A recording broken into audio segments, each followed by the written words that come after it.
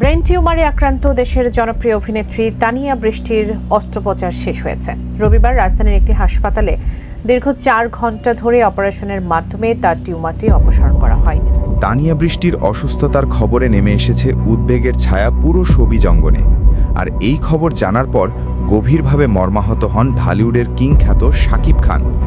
ঘনিষ্ঠ সূত্রের বরাতে জানা যায় বিষয়টি তাকে আবেগাপ্লুত করে তোলে এবং তিনি বলেন, তানিয়া বৃষ্টি আমাদের চলচ্চিত্র অঙ্গনেরই একটি অংশ। একজন শিল্পীর দুঃসময়ে তার পাশে দাঁড়ানো আমাদের সবার দায়িত্ব। তিনি আরও অনুরোধ করেন কেউ যেন গুজব না ছড়ায়, বরং তার দ্রুত সুস্থতার জন্য দোয়া করেন। কারণ এমন সংকটময় মুহূর্তে অযাচিত আলোচনা নয়, মানবিক সহমর্মিতাই সবচেয়ে জরুরি। শোবিজ অঙ্গনের সহকর্মীরাও বলছেন, কঠিন সময়ে ঐক্যই শক্তি।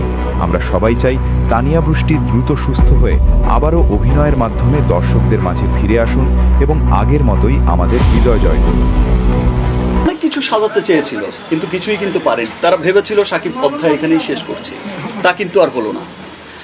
তারপর হলো গিয়ে যে ওই সময়ের সুযোগটা নিয়েই কিন্তু তারা আবার এই প্রতারককে খুঁজে বের করেছে, এইরকম একটা প্রতারকের আবার একটা নাটক সাজিয়েছে। সো আমি দেখেন আমি কখনোই খুব একটা মিডিয়ার সামনে আসি না, খুব একটা সোশ্যাল মিডিয়ায়ও থাকি না। আমি সব সময় কিন্তু আমি বিশ্বাস করি যে আমার জন্য আমার লাখো কোটি মানুষ আছে যারা আমাকে ভালোবাসে, দেশে বিদেশে কোটি মানুষ আছে যারা আমার পক্ষ থেকে জবাবটা দিয়ে দেয়, এবং আমার বিশ্বাস আছে যে সমস্ত কিছুর কিন্তু অভিযোগ আমার বিরুদ্ধে যা হয়, যা কিছু হয়, সমস্ত কিছুর প্রমাণাদি কিন্তু আবার আপনারাই দিয়ে দেন, সেটা দুদিন আগে বা দুদিন পরে।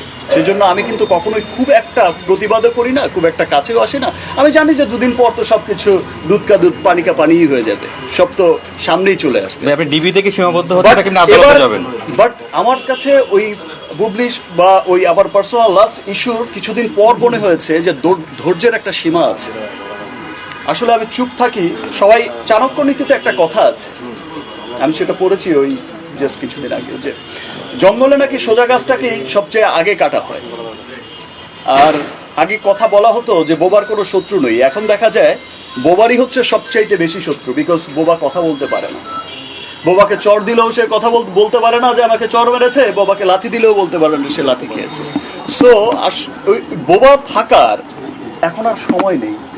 এখন আসলে যে যেমন কুকুর তেমনই মুগুর দেওয়া উচিত। এতদিন পরে কেন আজকে আপনাকে এই যে প্রায় 7 বছর পর এই যে ঘটনাটা ঘটলো, প্রযোজক অভিযোগ করেছে যে আপনি 2 কোটি টাকার মতো, এই যে আবারও আপনি বলছেন যে প্রযোজক, আপনি তো এখনো তাহলে গিয়ে দেখেননি প্রযোজক সমিতিতে বা কোনো নিউজে, সে প্রযোজকই না। আপনি রিয়েল প্রযোজকের স্টেটমেন্ট আসার পরেও আপনারা বলছেন প্রযোজক কেন বলছেন তাকে? একটা প্রতারককে আপনারা কেন প্রযোজক বলছেন? তাহলে শিল্পী সমিতি থেকে শুরু করে সবগুলো সংগঠন কেন তার প্রযোজক হিসেবে আবেদনটি গ্রহণ করেছে? তারা খতিয়ে দেখেনি। আমাদের এখানে যে বিষয়টা হয়, দেখেন কিছু মিডিয়া আছে যারা চিলের কান নিয়ে গেছে শুনে কানের দিকে না তাকিয়ে চিলের পেছনে ছুটতে থাকে।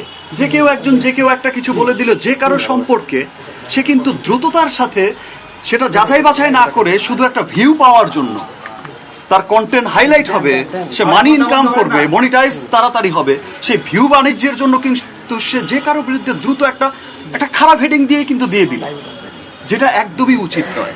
সংবাদ মাধ্যমের বা মিডিয়ার উচিত যে একটা যাচাই বাছাই করে খতিয়ে দেখে হাতিয়ে দেখে তারপরে তার নিউজটা করা।